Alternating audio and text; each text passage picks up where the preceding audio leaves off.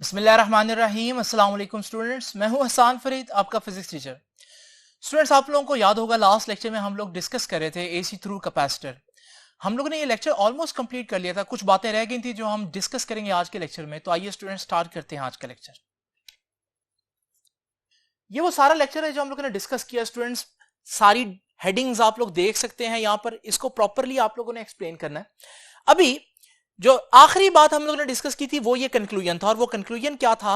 वो कंक्लूजन ये था कि प्योर कैपेसिटिव सर्किट हो ना, अगर सिर्फ कैपेसिटर लगाओ तो current leads the voltage bye 90 degree. Current voltage से 90 डिग्री आगे चलता है। इसका मतलब क्या है? आसान अल्फाज में कि जब वोल्टेज जीरो होती है, ये वाला लम्हा, उस वक्त करंट जीरो नहीं होता बल्कि करंट मैक्सिमम पर होता है।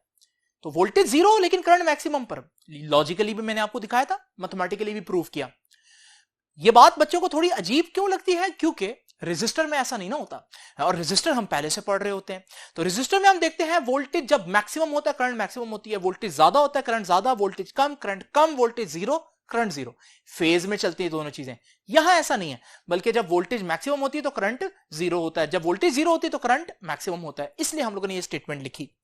अब दो बातें जो रह गई हैं वो स्टूडेंट्स आइए डिस्कस करते हैं।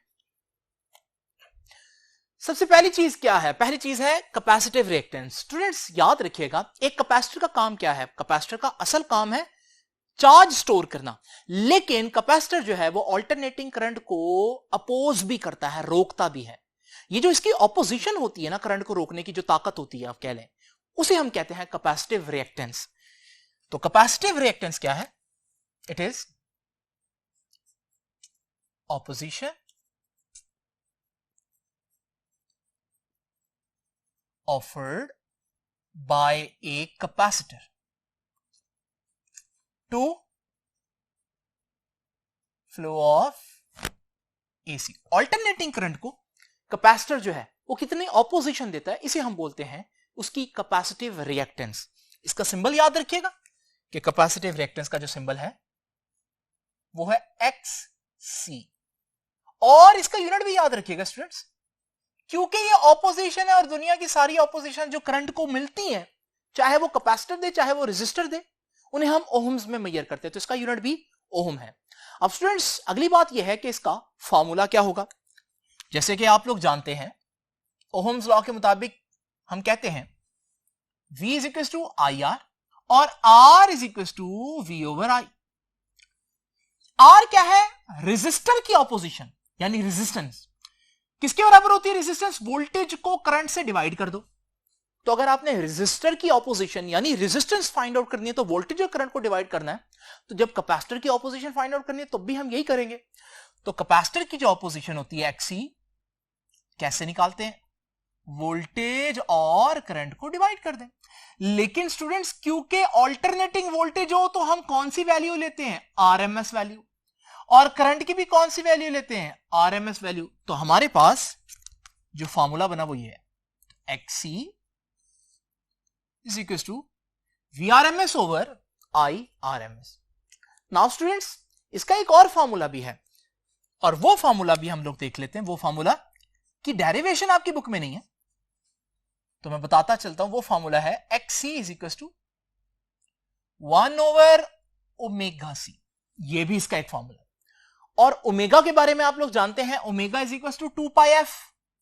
तो इसी फॉर्मूला को मैं यूं भी लिख सकता हूं कि XC is equal to omega की जगह 2 पाई f, ओमेगा की जगह 2 पाई f, और C एज इट इज। तो ये बन गया XC is equal to 1 over 2 pi f C।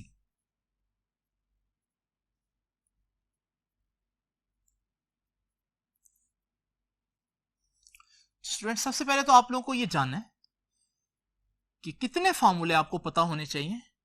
तो ये 3 फार्मूले हैं बेसिकली जो आप लोगों को मालूम होने चाहिए। इसमें सबसे इंपॉर्टेंट कौन सा है? ये है सबसे इंपॉर्टेंट, क्योंकि इसमें एक बड़ी जबरदस्त इंफॉर्मेशन छुपी हुई है, और वो क्या है? XC और फ्रीक्वेंसी का इनवर्स रिलेशन। देख रहे हैं आप? अगर आप गौर से देखें ये बहुत इंपॉर्टेंट रिलेशन है। कैपेसिटर की ऑपोजिशन फ्रीक्वेंसी पर डिपेंड करती है। बहुत इंपॉर्टेंट इंफॉर्मेशन है। कैपेसिटर की ऑपोजिशन फ्रीक्वेंसी के इनवर्सली किसकी फ्रीक्वेंसी, उस सोर्स की जो हम लोगों ने लगाया, जो ऑल्टरनेटिंग सोर्स होता है स्टूडेंट्स आप लोगों को मालूम है उसका पॉजिटिव टर्मिनल थोड़ी देर बाद नेगेटिव हो जाता है, नेगेटिव टर्मिनल थोड़ी देर बाद पॉजिटिव हो जाता है। इस वजह से ये जो स्विच करते रहते हैं, जिस रेट पर ये स्विच होते हैं टर्मिनल्स, इसे हम बोलते हैं इसकी फ्रीक्वेंसी।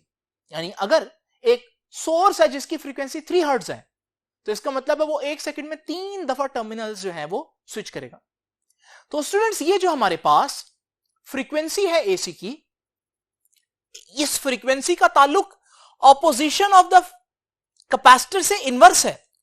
यानी कि हम कह सकते हैं जितनी फ्रीक्वेंसी ज्यादा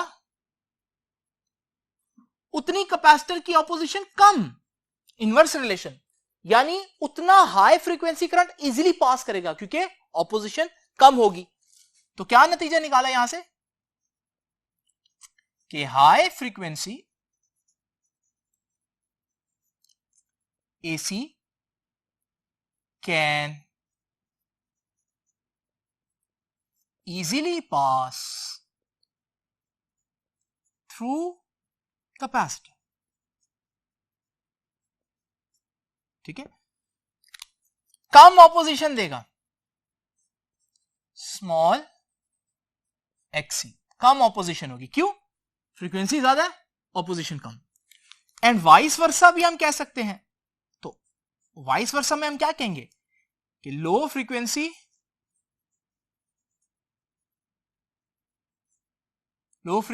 AC cannot pass easily through capacitor। क्योंकि लो फ्रीक्वेंसी होगी तो जब फ्रीक्वेंसी कम होगी तो XC की वैल्यू ज्यादा हो जाएगी, ऑपोजिशन ज्यादा हो जाएगी। तो हम कहेंगे large opposition, large value of XC। और स्टूडेंट्स आप इसको एक एक्सपेरिमेंट से कंफर्म भी कर सकते हैं। अगर आपके पास एक सोर्स है 5 हर्ट्ज का, आप उसके साथ एक बल्ब लगाएं तो आप देखेंगे जो बल्ब है उसका ग्लो कम है क्योंकि करंट कम है। इसका मतलब कैपेसिटर अभी ज्यादा ऑपोजिशन दे रहा है, इतने करंट को नहीं जनरेट होना दे रहा सर्किट के अंदर।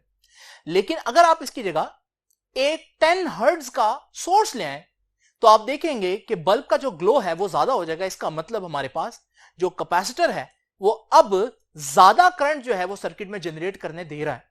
और कैसे पता चल रहा है? बल्ब का ग्लो देखकर। इसका मतलब हाई फ्रीक्वेंसी करंट जो है वो इजीली पास कर जाता है कैपेसिटिव सर्किट में से।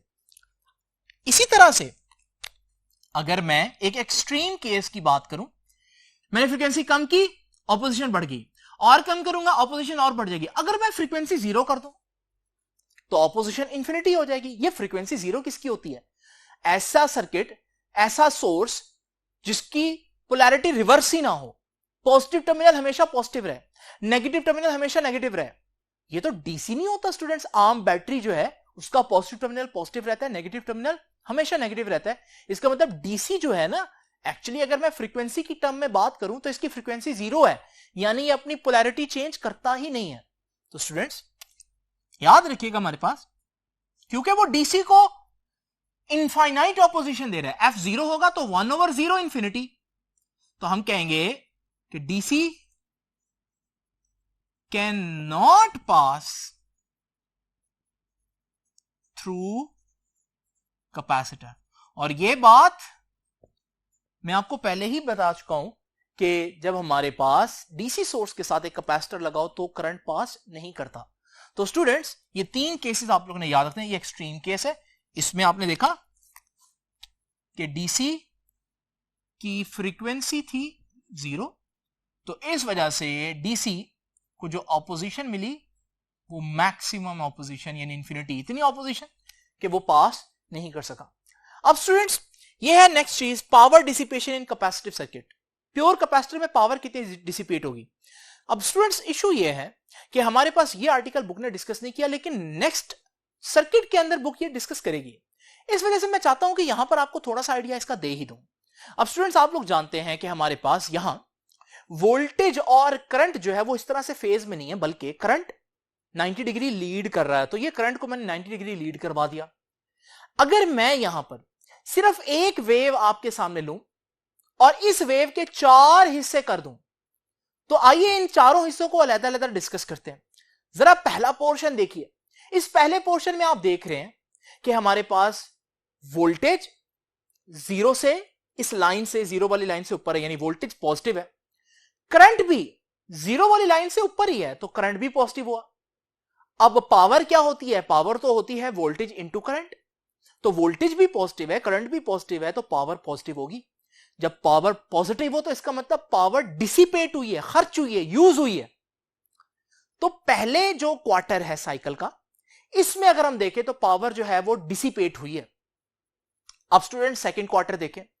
सेकंड क्वार्टर में अगर आप गौर से देखें तो हमारे पास जो वोल्टेज की कर्व है वो अभी भी जीरो लाइन से ऊपर है, यानी वोल्टेज पॉजिटिव है।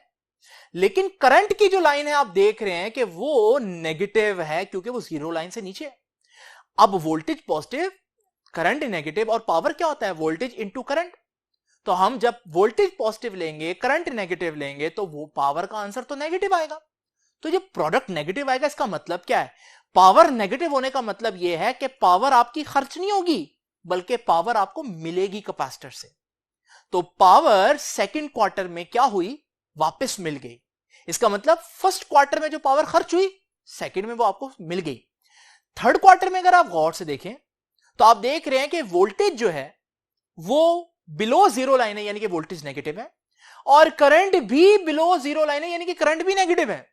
इस सूरत में दोनों नेगेटिव हुए, और पावर जो है वो वोल्टेज इंटू करंट होता है। तो जब दोनों नेगेटिव होंगे तो उनका प्रोडक्ट तो पॉजिटिव आ जाएगा, तो पावर पॉजिटिव हुई। और जब पावर पॉजिटिव होगी तो इसका मतलब क्या है? पावर डिसिपेट हुई, यानी थर्ड क्वार्टर में फिर पावर खर्च होगी।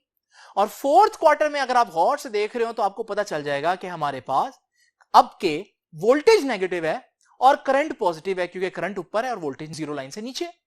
और इस सूरत में हमारे पास पावर जो है वो वोल्टेज और करंट का प्रोडक्ट है, तो वो फिर से नेगेटिव आएगा, यानी कि पावर फिर से हमें मिली है। यानी कि थर्ड क्वार्टर में जो पावर डिसिपेट हुई थी वो फोर्थ में मिल गई है। यानी अगर ओवरऑल मैं पिक्चर देखूं तो यह है कि फर्स्ट क्वार्टर में जो पावर मेरी डिसिपेट हुई वो सेकंड में मिल गई, और जो थर्ड में डिसिपेट हुई है वो फोर्थ में वापस मिल गई।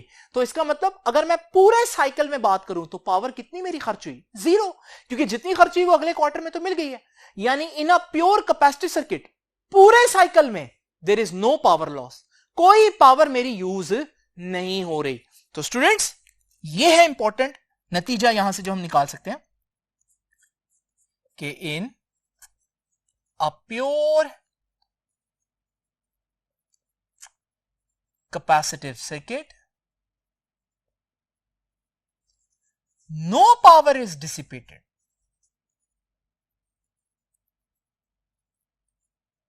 No power is dissipated.